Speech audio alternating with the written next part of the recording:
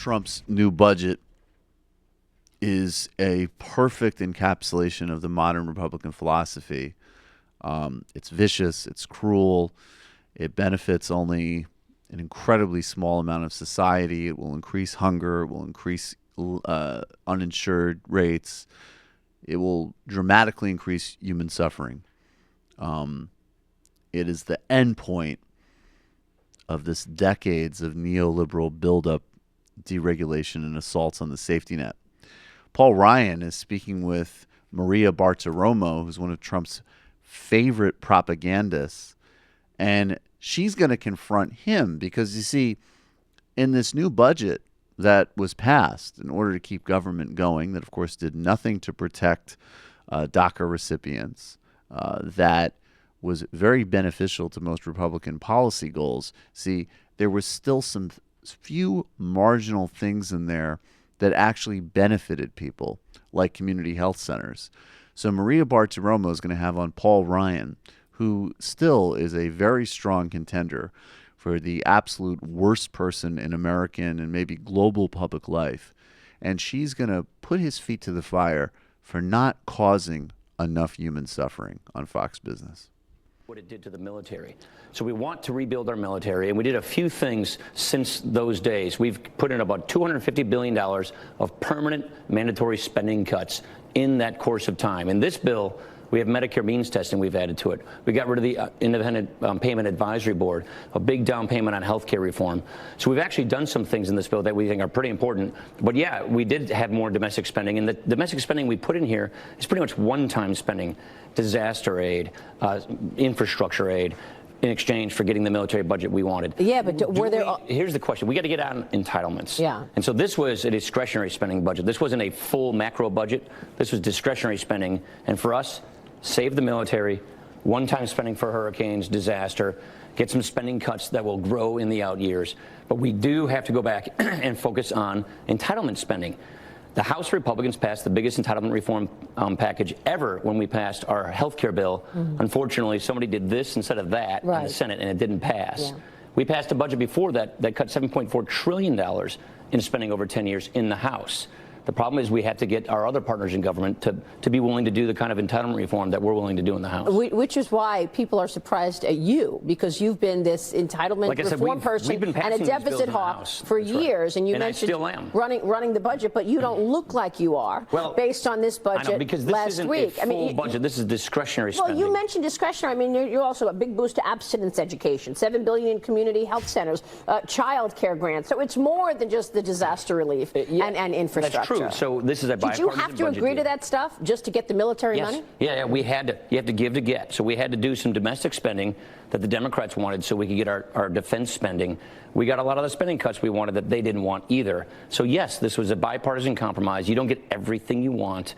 And what I would simply say is look at what the House has already proven our ability to do on entitlements. We have passed every year since we've been in the majority, every term, big entitlement savings. The problem we have is we can't get these things through the Senate. Our health care bill, people look at it as the repeal and replace bill. That was an enormous entitlement reform bill. Right. For Medicaid, for Obamacare. We passed it out of the House. We couldn't get it through the Senate. So, yeah, we've got more to do on entitlements, on mandatory spending. We added more Medicare means testing in this particular bill. So we think we're making progress on that. But what we have to make sure is we don't hollow out our military. Right. So let's be clear about this first. Obviously, things like abstinence education are being pushed by Republican members of the caucus. Community health clinics benefit rural America. So there is some basic Republican hypocrisies here on domestic spending. Obviously, no surprise there. The moral framework and the moral context of this conversation is disgusting because, of course, they're basically just talking about throwing more and more people out of healthcare, causing more premature deaths and human suffering, and redistributing wealth. We already know that that's the purpose of Republican policymaking. And he is right. The House bill they passed would have been incredibly savage on the social safety net. This is all going to come back and is in the Trump budget. The Trump budget has about $1.4 trillion in Medicaid cuts, which it's taking off of from the Graham-Cassidy bill. It denies benefits to people who cannot approve their immigration status. That's $2.2 billion in cuts over 10 years. Increases beneficiaries' co-payments for improper use of an emergency room. How is that defined and by whom? $1.3 billion. Allows asset testing, which adds up the value of a person's property and belongings in addition to income to test Medicare eligibility.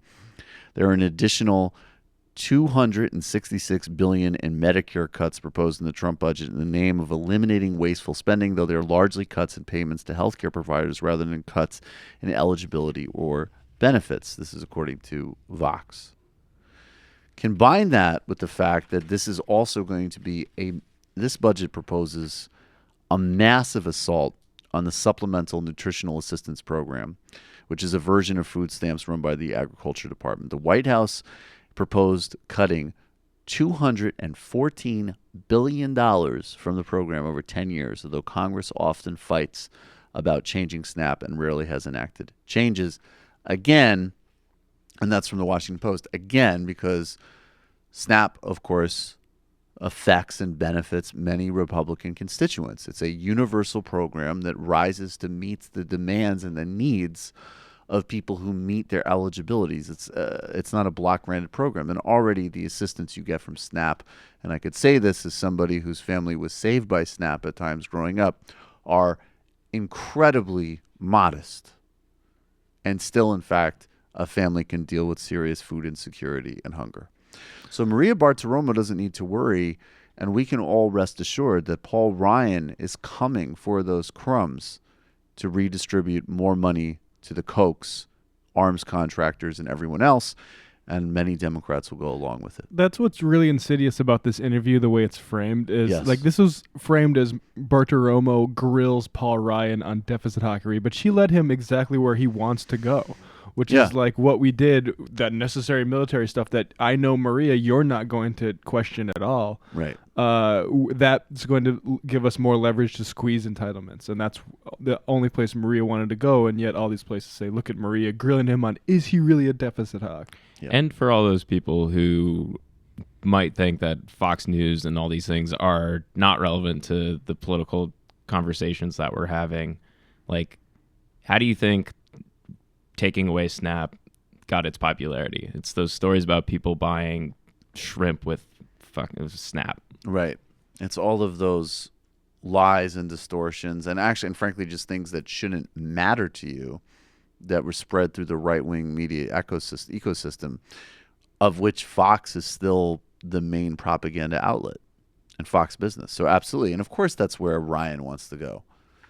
And that's how surface level and embarrassing media coverage is, that it's like, oh, well, Maria really gave him a run for his money by, as Matt said, exactly facilitating the conversation he wants for the next phase of making America poorer, sicker, and dumber.